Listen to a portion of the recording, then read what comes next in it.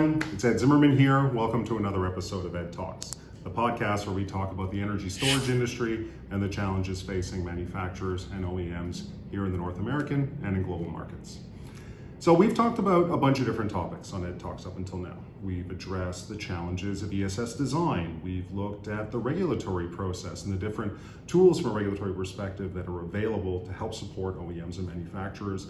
And we've talked about some of the challenges that face manufacturers and OEMs in the actual construction of the solutions they're bringing to market. So today we're going to look at things from a little bit of a different perspective. Today what I want to explore is supply chain development in support of the ESS industry, as well as labor force development. Both of these are absolutely critical, not only to the success of manufacturing, but also the design of ESS enclosure systems and other products for this industry. So from a supplier development perspective, CMP has manufacturing facilities in Canada and also in Binghamton, New York. So we have a really broad supplier base. And I was fortunate about a month ago to speak at our supplier symposium. We brought together about 100 of our top suppliers and spoke to them about the different challenges we're facing, the growth that we're seeing across the industries that we service, and we're able to share with them what we as a manufacturer are looking for from our supply chain. And there's really some key points that we wanted to cover over the course of that symposium. First and foremost, we really need our suppliers, and you need your suppliers, to be solutions focused. Any organization, any individual can look through a catalog. I don't want, and we don't want, the industry doesn't want catalog solutions. We want to know what is up and coming, what is out in the market, what is new, exciting, and really a game changer that we can include from a design or manufacturing perspective to help give us an edge when we're supporting our clients in this industry. Second point is clear communications.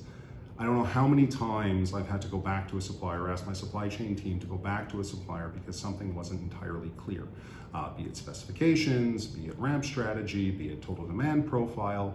We really need to make sure when we're communicating with our supply chain partners, and when they in turn are communicating back to us, that we're speaking the same language, that we have the same understandings, and that we're not having to constantly go back and forth to try and land at the correct solution. It's a very time-consuming exercise. It's frustrating for everybody. We absolutely want to avoid that to the greatest extent possible.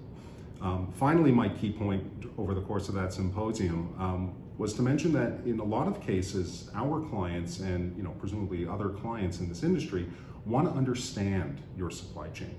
So when we're engaging, for example, with an OEM, they want to know who are our partners for analysis, who are our partners for critical components, what companies have we engaged with to design and manufacture their products for them.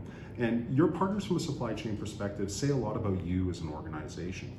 If you've selected partners who struggle on quality compliance or cost compliance or solutions delivery, that's going to reflect to an extent on you as an organization. And so choosing those partners very carefully and letting them know that your clients are going to want to understand who they are and how they operate is a really important aspect of the overall supply chain development exercise.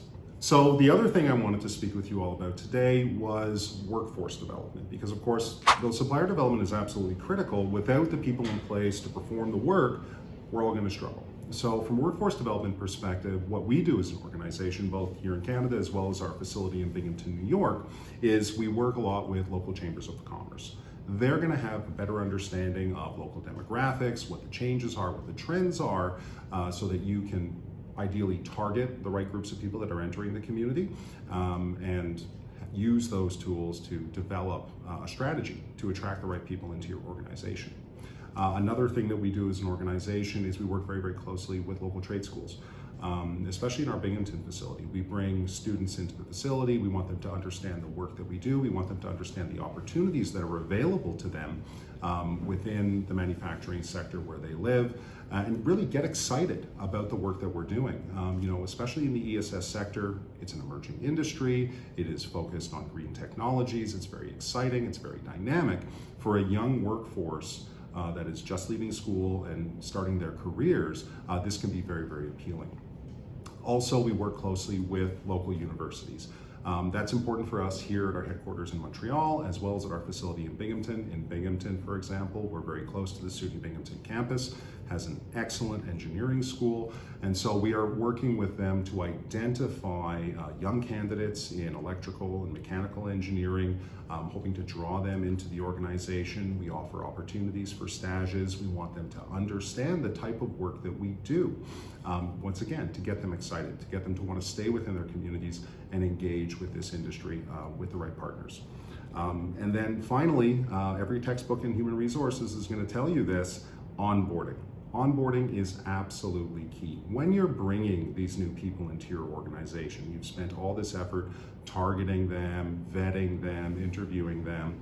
A lot of companies, when they bring them in through those front doors and want to get them working and get them productive, they drop the ball.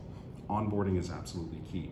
And so work very closely with the different stakeholders within your organization so that during that onboarding period, they get a holistic understanding of the work that you do, why their particular role is important, and bring them into the culture of the organization. All of these things are going to contribute to the best possible outcome for new employees that are coming into your organization. Now, I want to take a minute right here at the end to speak to you about a specific group that we work with within the state of New York. We work very closely with AMT. It is a state-level organization that helps support the development of supply chains for the ESS sector as well as other industries. They have a lot of amazing resources from a workforce development perspective. And I know our human resources team in New York works very closely with them, and they help facilitate a lot of the activities that I spoke about earlier. So by all means, if you're in the state of New York, please reach out to AMT. If you're in any other state in the United States, there are going to be state-level organizations that perform these functions. Don't be shy. They are here to support you, they are here to support your development, and they want you to be successful. And so reach out, make those contacts, and take advantage of what's available out there. So thank you very much for joining us today. We absolutely loved having you. Please like and subscribe. Remember, we're on YouTube now, and looking forward to seeing you next time. Thanks a lot. Have a great day.